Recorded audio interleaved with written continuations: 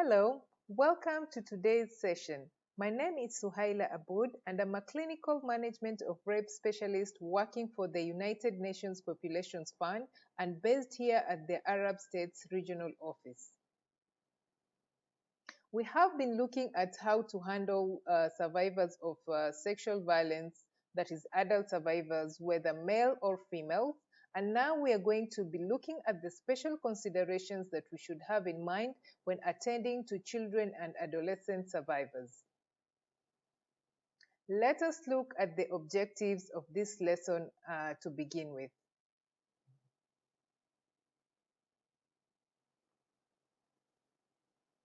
The objectives of the lesson: to become familiar with the special considerations in dealing with children, to understand how to apply the guiding principle when providing care to children and adolescents who have been sexually abused, to know how to adapt clinical care to respond to the needs of children survivors.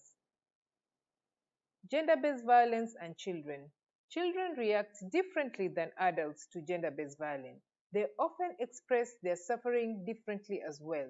Their immediate reactions and possible long-term consequences depend on the type of violence, the duration of violence, the identity of the perpetrator, and the developmental stages of the child.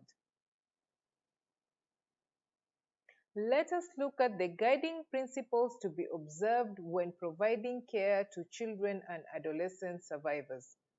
Of course, the general guiding principles when attending to survivors of violence still apply, but these are guiding principles that are specific to children survivor. Promoting the child's best interest, strengthening the child's capacity, treating every child fairly and equally, and involving the child in decision making. Healthcare providers should be knowledgeable about children's development and anatomy by receiving special training on examining children survivors so that they have the skills that are needed to examine and provide quality care to these children that have been sexually violated. Adolescent or child-friendly room.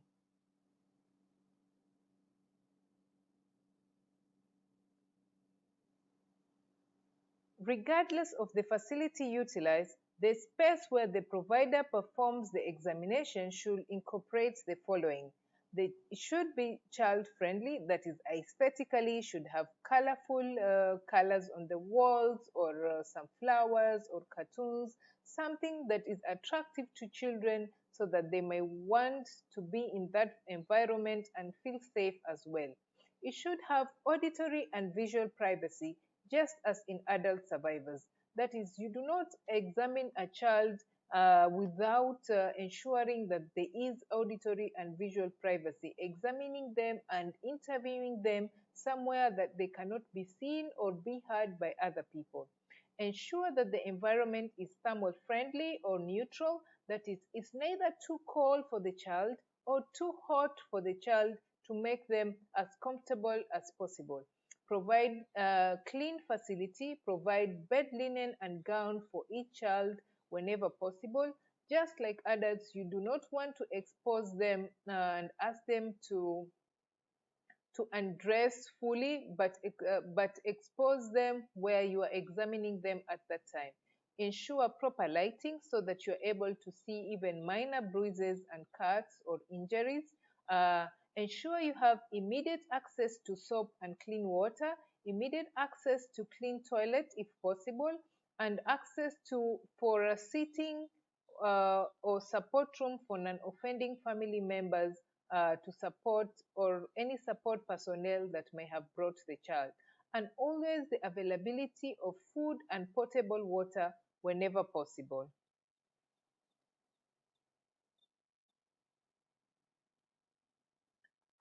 This is an example of a child-friendly clinic. As you can see in the first picture on the left, there is a room that is rich and child-friendly, simply colorful walls having dolls and some cushions where the child can be can be comfortable even crawling down or sitting down, while in the right we have the adolescent friendly room, where most of the times adolescent prefers their own spaces. So you can see also it's colorful, but it has seats where the adolescent can choose to sit on their own, and as they wait or as they receive support from the facility. So sometimes we may not have maybe budgets to have this in place, but simple donations can come in handy, where people can donate used toys,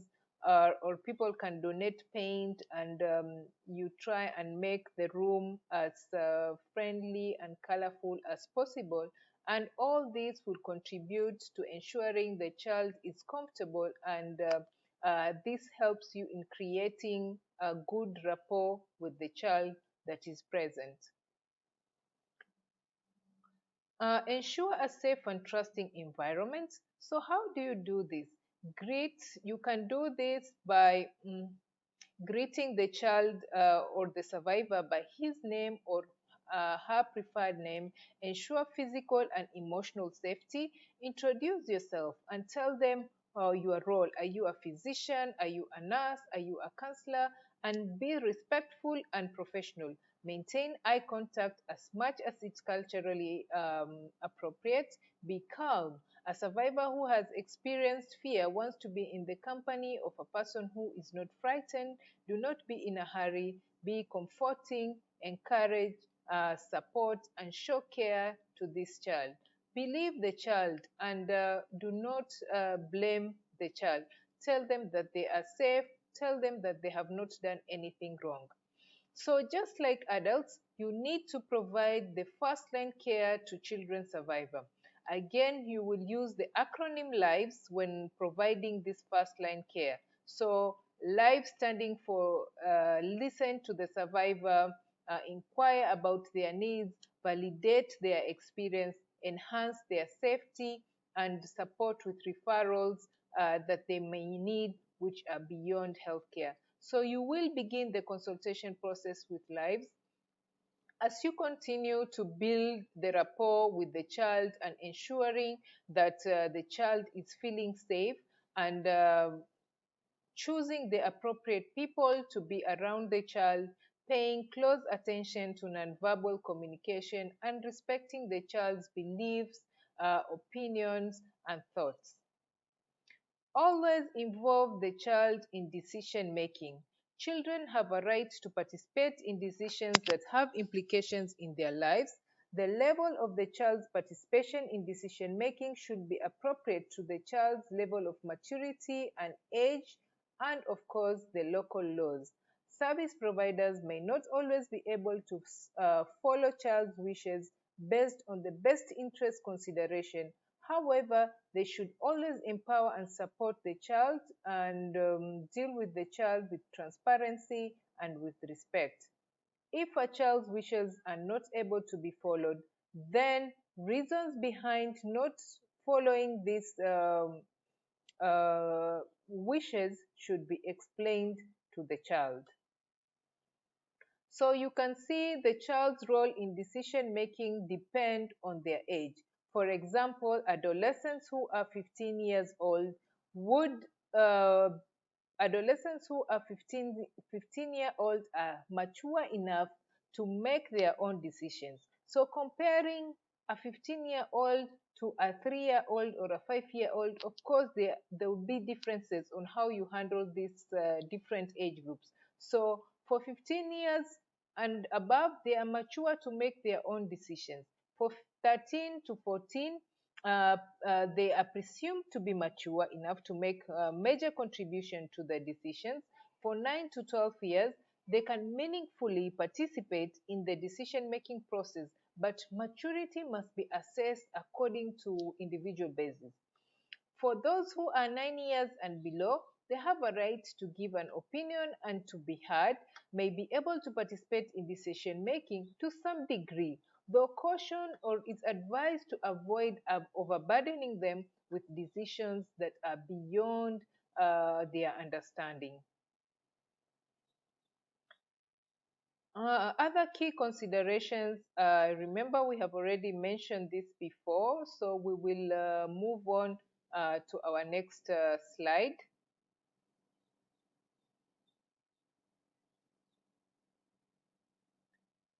So this is a video on taking a young survivor's history. Again, I'm not sure what is happening, but you're not able to hear the video properly. So I will be giving some information on what is being said in this video. Sorry.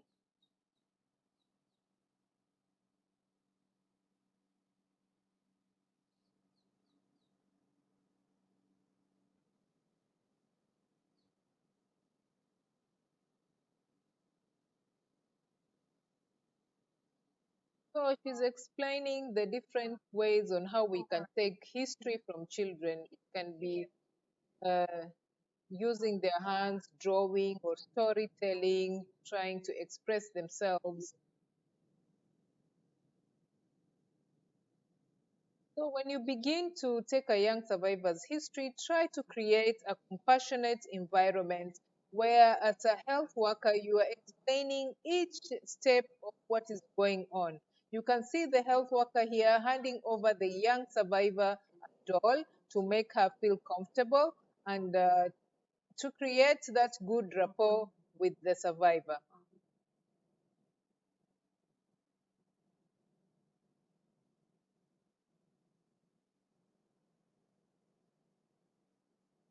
So use simple words, address her in a manner that she can understand, and look at the child when you're talking to her. Sometimes we have a tendency to give attention to the guardian and totally ignoring the child who is mainly the survivor in this case.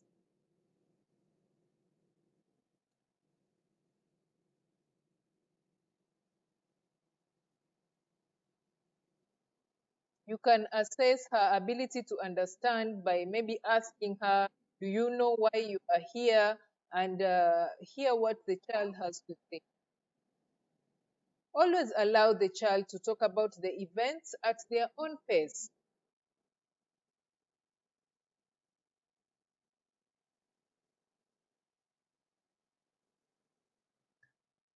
Ask the child, like, if it has happened before, try not to interrupt her. And first start by asking general things, maybe about their medical history, if they're taking any medication, and ask the same way as you would have asked in a survivor. You can also ask about allergies, ask them if they have begun their menses, and see what the engagement that you're going to receive from this child.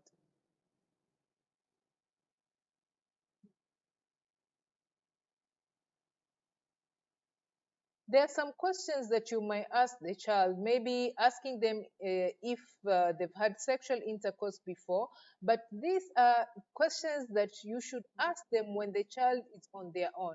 If you ask questions like this, the children or the adolescents may not feel comfortable to disclose such information in front of their parents. So always ensure that when you are dealing with a survivor of violence who's a child, there is a moment where you will separate these survivors and from their guardian or parent who has brought them by asking the guardian to step out, and then you ask any other question that you feel they might not have been comfortable to ask to answer in front of the guardian.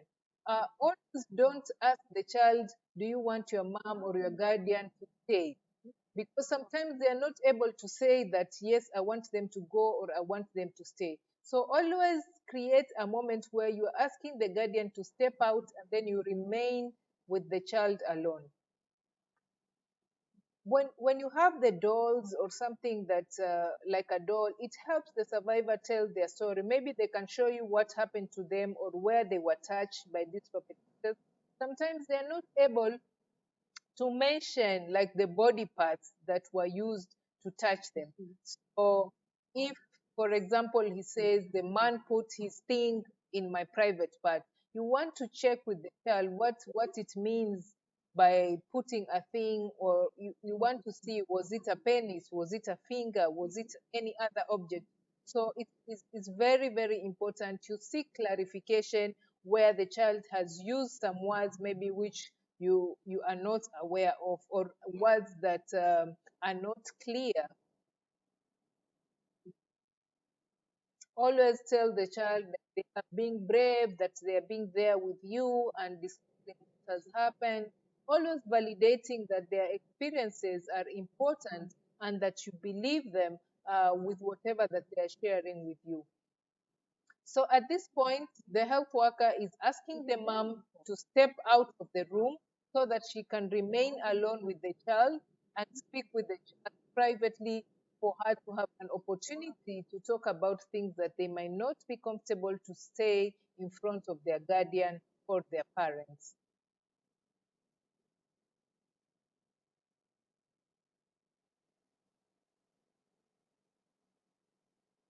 So sometimes they might have things to say, sometimes they might say, no, there's nothing that I want to add additionally.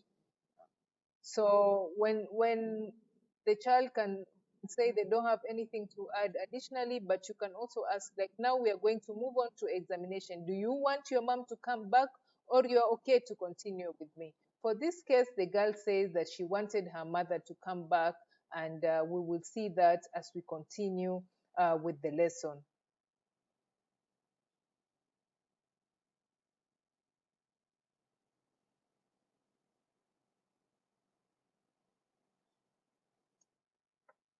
So the language of children, to communicate to children, you must always be able to speak and understand their language. Children have three languages: the language of the body, the language of play, and spoken language. Along with this language, there are some four indirect methods that can help the children express their feelings. For example, use of drawings, use of play. They can have the dolls and play with the dolls, and they demonstrate what has happened to them. Use of storytelling, coming up with characters and telling stories that may mean or have a meaning with what they are going through. And then the use of drama. Of course, all this depends with how much time or how much we are willing to go when attending to survivors of violence.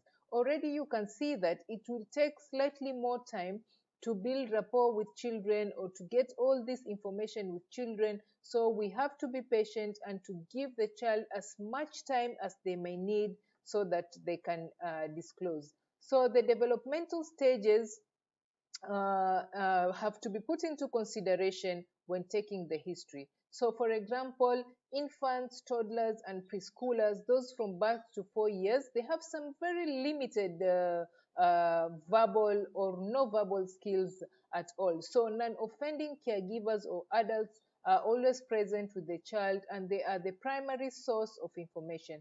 Then, school age children of 5 to 9 years, they should be able to provide history whenever possible, but caregivers, parents, and guardians may provide supplemental information, but should not be fully involved in the history taking unless the child refuses to talk or to separate. For early and late adolescents, these are children who should be able to provide their own history, and caregivers, parents, and guardians should not really be involved in the history taking. So we should allow the child to express their own point of view on what happened, and then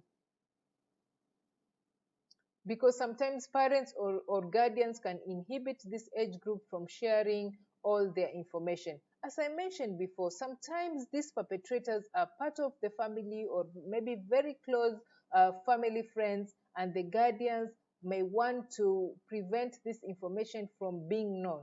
So ensure that, again, you have separated the child from the guardian at this point, so that this child who is not comfortable to say the history well when the guardian is there can have an opportunity to fully express everything when they are on their own. You can see here a healthcare provider going down at the children's level and using different medias to get the history from children, or just to create that environment of trust from the children. You can see there is use of drawing. There are some who maybe be storytelling on what they have written on their drawing. So physical examination. Before starting the physical examination, Explain all the procedure to the survivor and why they are necessary. Give the survivor a chance to ask any questions. Allow a family member or friend present throughout the examination if the survivor wishes so. Throughout the examination, inform the survivor what you plan to do next and try and obtain assent or consent from them. Both the medical and forensic specimens should be collected simultaneously during examination, just as we will be doing, or just as we have seen in the cases of adults. Then ensure the survivor understands that he or she can stop the procedure at any stage if they are uncomfortable. So this is very important, that the child is aware that they are also in control of the consultation, and that they may ask you to stop at any point, and you should respect them if they choose that decision. So there's different examination positions and techniques that we can use, and we learn these different techniques so that we are able to provide options for these survivors when it comes to examination. Sometimes you are using one position and then the survivor is not comfortable, or this position may remind the survivor of the assault, because maybe this was the position that was used to assault them, and it may cause them a lot of anxiety and panicky, and may not really calm down for you to examine them. So when such a thing happens, remember the different position and techniques that you know, and change one to another to fit the comfort of the survivor. So let us look at the supine frog leg position. In this position, the child is lying on the examination table or the lap of the caregiver with feet close together and knees loosely apart, as you can see on the pictures on the right. This position allows good visualization of the labia and is used with labia separation and traction technique. If you're not aware of the labia separation and traction techniques, it simply means like holding your index and thumb fingers, both of them together as I have done. Let me show you this. So holding your index finger and thumb, and holding the labias, the labia majora, and simply labia separation, simply separating the labia and pulling down. So you separate the labia. When you separate the labia, you are able to see any injuries that could be on the labia minora or on the hymen, if which may not have been seen if you did not separate the labia. So the labias are like this. You want to do the labial separation and traction method. You come and hold with your fingers like this the labia majoras, gently separate the labias, and then pull down. When you pull down, you're able to visualize better the anatomical regions.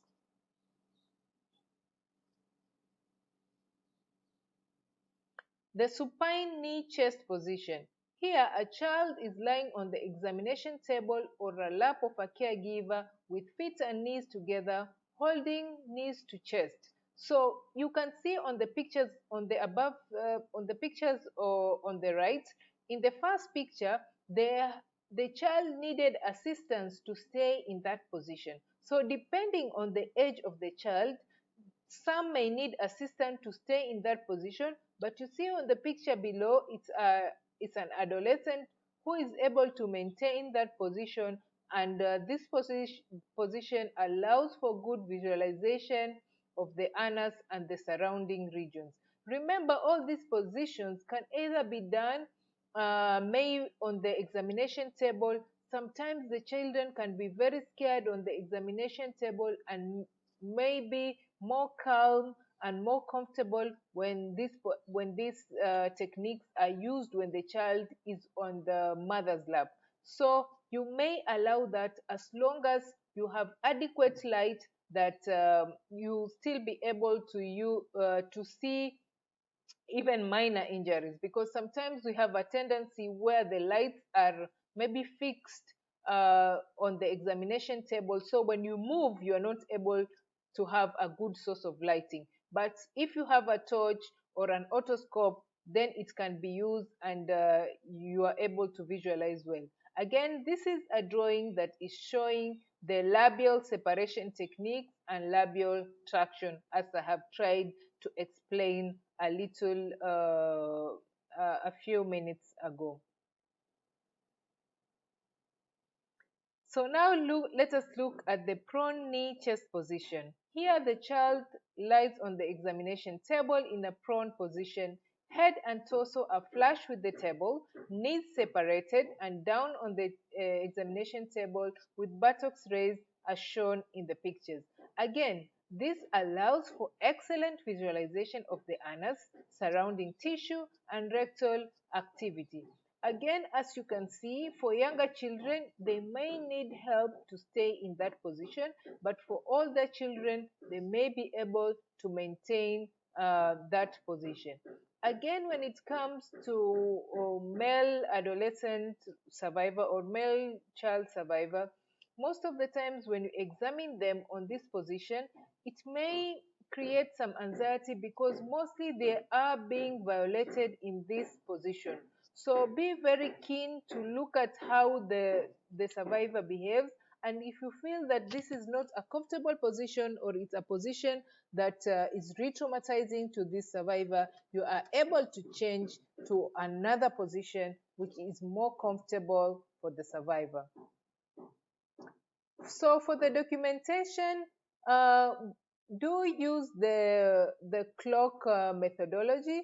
As you can see in the picture, the clock methodology always just means that you want to be as specific as possible on where your injuries are. So if an injury is appearing where the clock is 3 o'clock, then you say that you have seen an injury at the 3 o'clock. So it is like just having an imaginary clock while attending to your survivors, and labeling these injuries as per the imaginary clock hands. Again, I would insist that we revise the anatomy of the vulva, because we want to be as precise as possible when describing our injury, and we should use the right terminologies that need to be used when describing the injuries.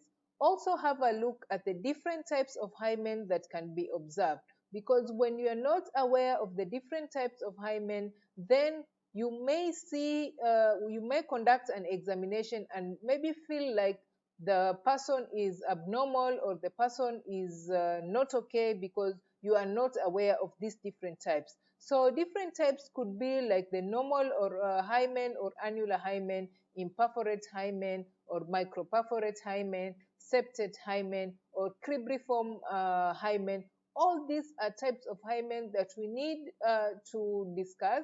If you would like more information on this, then you can raise the topic during our online discussion, and we can talk more about the different types of hymen. The hymen in children survivors, children who are like maybe 2 years old or 5 years old, is not the same as the hymen of a 16-year-old. The hymen of younger children is thin, very friable, can easily get injuries, but as the child grows and enters puberty, then their hymen undergoes different processes because of the estrogenization that is taking place. So the hymen is no longer friable or thin, but the hymen becomes thickened, is moistened, and is more flexible. Therefore, for these maybe adolescents who have undergone puberty, there may be penetration without causing any injuries. So whether a hymen remains intact or not, it does not tell us whether sexual violence has occurred or not. So we really need to be careful when we are describing the hymen, uh, because it is also not the most injured place when it comes to sexual assault. The most injured area is the posterior fourchette, which is the outside, the region right outside the vaginal opening, the region just below the vaginal opening. That is where is the most common area to have injuries during sexual violence. But we do see a lot of interest being given to the hymen. We can also talk more about that in our online discussion. Again, we are going to look at this video. It may not have the proper sound, but I will provide some information on what is going on.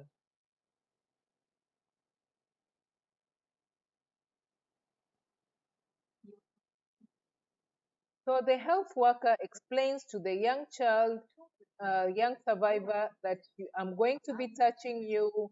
I'm looking at your genitalia. I'll begin by touching the outside genitalia, and I'm not going to put anything inside your vaginal opening or orifice. Always tell the survivor to tell you when they have pain or when they are not comfortable. They can always stop you. Here is the technique on the labial separation and traction method. And you can see it allows good visualization of the labia minora and the posterior fourchette and the hymen. You have to be very gentle when performing this technique, because you may cause some injuries if you're not gentle with your technique. Always do not insert your fingers in the vaginal orifice.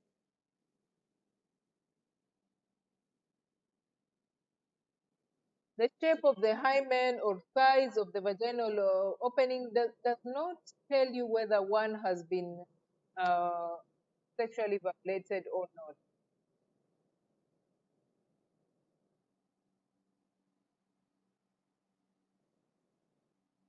Check with the survivor how they are feeling or how they are doing, and also tell them when you are almost done. You can, for example, ask them to count loudly 1 up to 15 to distract them. Or sometimes you can ask them to take a deep breath in and out as you continue with the examination.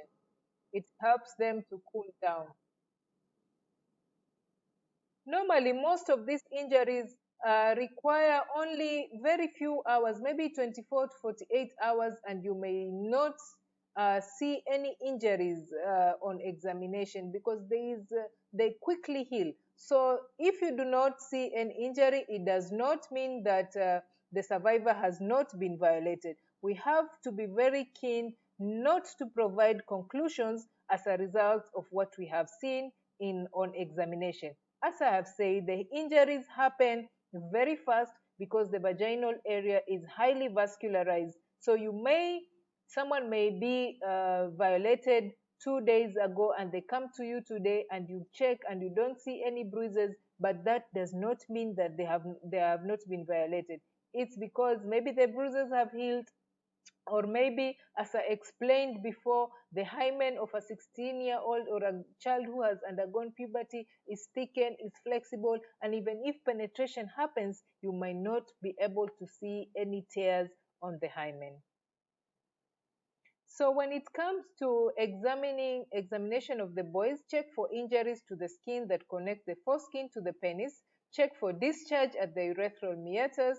In an older child, the foreskin should be gently pulled back to examine the penis. Do not force it, since doing so can cause trauma, especially to a young child. Examine the anus. Look for bruises, tears, or discharge. Help the boy to lie on his back or on his side, and mostly the boy should not be placed on his knees, as this may be the position that he was violated. I think we have mentioned this before when we were looking at the different examination positions and techniques. So now we are going to be looking at the management of injuries in sexual violence. Always remember that management of any life-threatening injuries takes precedence over all other aspects of post-rape care. If someone has been brought, they have a fracture, they have a head injury, they have vital signs that are not within normal. Ensure that you are first handling the life-threatening injuries before handling other aspects of post-rape care. However, minor cuts and abrasions should not delay the delivery of other more time-dependent treatments. Remember that most of the treatments for survivors of sexual violence are time-dependent, so other minor cuts, this should not worry us because we want to ensure that the survivor gets the time-dependent treatment within the time that they are to be given or as soon as possible. If stitching is required, stitch under local anesthesia. If the survivor's level of anxiety does not permit, consider sedation or general anesthesia. High vaginal vaults, anal and oral tears of third and fourth degree perineal tears should be assessed under general anesthesia by a gynecologist or any other qualified personnel. In cases of confirmed or suspected perforation, laparotomy should be performed and any intra-abdominal injuries repaired in consultation with a general surgeon. Provide analgesics to relieve the survivor's physical pain. This is very, very important. Sometimes you may have survivors not paying attention to you or refusing examination, mainly because they are experiencing a lot of pain. So one small thing like offering just painkillers can change everything for these survivors, because maybe they may be refusing examination at that time. It's because of the pain that they are experiencing. But if you offer these painkillers, then they're able to relax as the pain subsides, and then they may agree to undergo the examination. So pain medication is very, very important.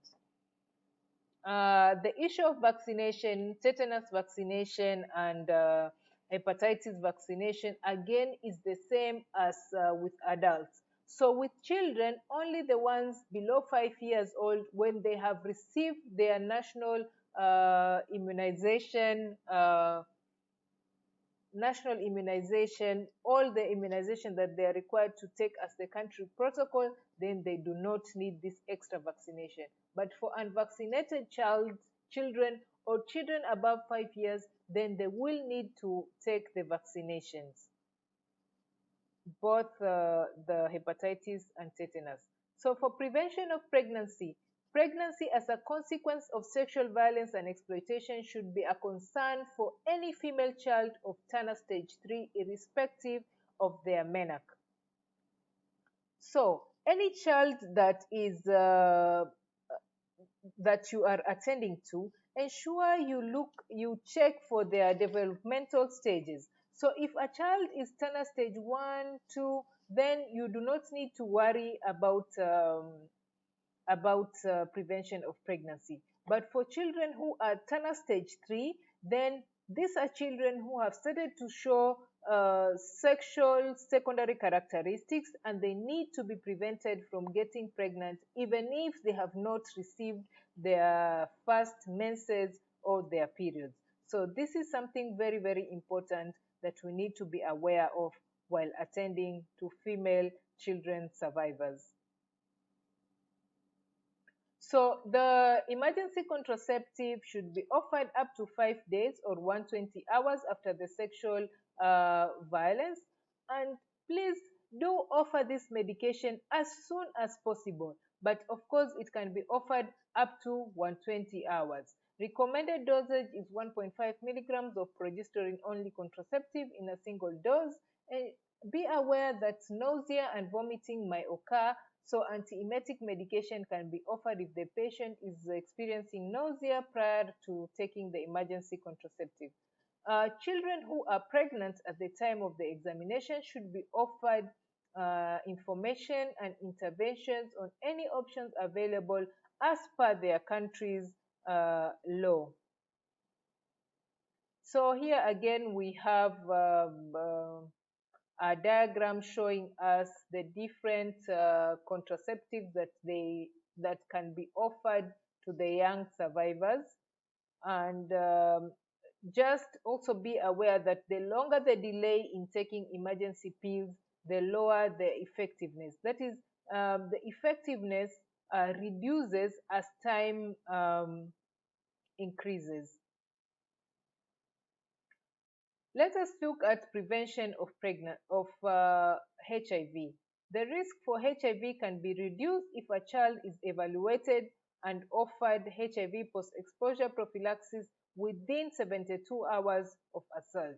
Again, offer it as soon as possible whenever the child presents to you, but it can be offered up to 72 hours. That is 3 days after the exposure to the sexual assault. Children might be at a higher risk of HIV transmission than adults because the sexual violence and exploitation of children is frequently associated with multiple episodes of violence and might result in mucosal trauma. Also, so this mucosal trauma facilitates the transmission of HIV. We really need to be aware of that and try to intervene with this treatment as fast as possible. So again, check with your national guidelines on what is being proposed as the post-exposure prophylaxis, but you will see on the screen the different medications that have been proposed by WHO, that is idovudine, lamivudine, lopinavir, ritonavir, or DTG. So again, with children, you need to take the weight of the children, and because these drugs are offered as per the weight of the children. So ensure that part of the things you're doing for the children when they come in is to take their weight. And do remember that for the drugs, the post-exposure drugs to be effective, they need to be taken with for 28 days.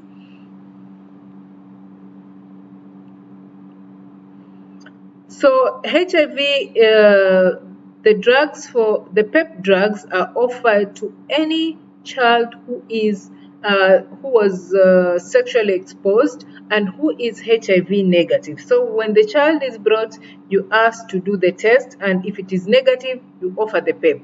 If it is positive, then you refer them to comprehensive care for HIV medication.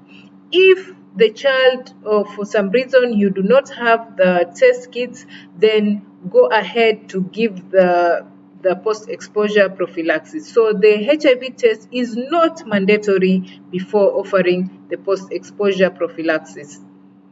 For STI prevention and management, presumptive treatment for infection should be offered in children who have experienced sexual violence and exploitation according to local policies. Children and adolescents who test positive for STI should be treated according to national protocols. Again, if you do not have access to STI test, it is not mandatory that you conduct these tests. Just ensure that all those who have been exposed or who have undergone sexual assault are routinely given the STI prophylaxis according to the STIs that are common in that region or country. So again, as I said, this should be as per local protocols, but we also have guidance on what you can give, and again, this depends on the STI you are trying to prevent, and also whether a tablet or syrup according to the weight of the children. So you do not need to cram this, because you should be able to print the STI algorithm and have with you, or have the guideline with you in the clinic, so that you can check all the time that you need to confirm the doses. Then hepatitis vaccination is also offered for all children who are above 5 years old. For children under 5 years old and have received the national immunization, they do not need to undergo extra vaccination. Those 5 years and above should be given 0.5 ml 3 times, and adolescents of 15 years and above is 1 ml 3 times according to the schedules that the country recommends. Lastly, we should have follow-up care and referral for children just as the way we would have done for adults. So remember to offer follow-up appointments for these children so that when they come back, you can check on how they are doing physically, mentally, and psychologically. So if a vaginal infection persists, then consider presence of foreign body, or that maybe this child is still undergoing assault, and assess on other referrals that this child may benefit. So we will have a look at the next slide that give us some case study. You can take a screenshot of this and work on it, or you can simply take your phone and take a picture of this screen and work out this case study. If you are not able to do so now, we will do it during our online session. So we have 2 case studies to see what kind of a treatment these children will need to prevent the different possible infections that they may have. So thank you very much for joining me in this session. I hope it has been very helpful for you to understand the special considerations that you need to have in mind when attending to child survivors. Remember that in the learning materials or the complementary learning materials that I normally provide for each day's session, include any specific guidelines for the session that has been taught. So do check on it to find the guideline on how to respond to children survivors in case you have any additional interest for things that might not have been properly or fully explored in this session. Again, thank you very much for joining me, and see you during our online class. Bye.